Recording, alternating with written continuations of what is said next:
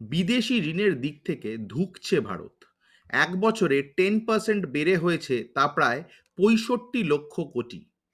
কিন্তু কেন এমন অবস্থা হলো ভারতের?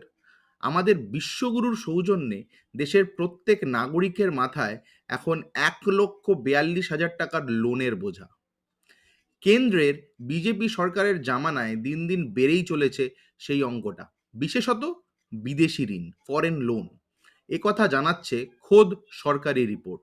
রিজার্ভ ব্যাংক অফ ইন্ডিয়ার রিপোর্ট অনুযায়ী গত অগস্ট মাস পর্যন্ত ভারতের স্রেফ বিদেশি ঋণের পরিমাণ 736 বিলিয়ন ডলার, মার্কিন ডলার।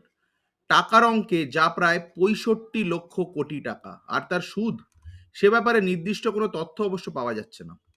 কিন্তু ওয়াকিবহাল মহলের হিসেব অনুযায়ী কারেন্ট ফিনান্সিয়াল ইয়ারে বিদেশি ও ডোমেস্টিক ঋণ মিলিয়ে সুদের অঙ্ক দাঁড়াবে আনুমানিক 12,76,000 কোটি টাকা।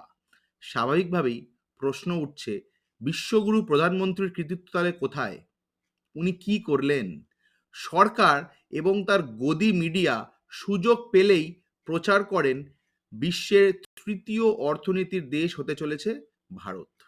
শীঘ্রই দেশের অর্থনীতি স্পর্শ করবে 5 ট্রিলিয়নের বেঞ্চমার্ক বা মাইল ফলক। কিন্তু মাথায় রাখতে হবে, তার সঙ্গে কিন্তু পাল্লা দিয়ে বাড়ছে ঋণও।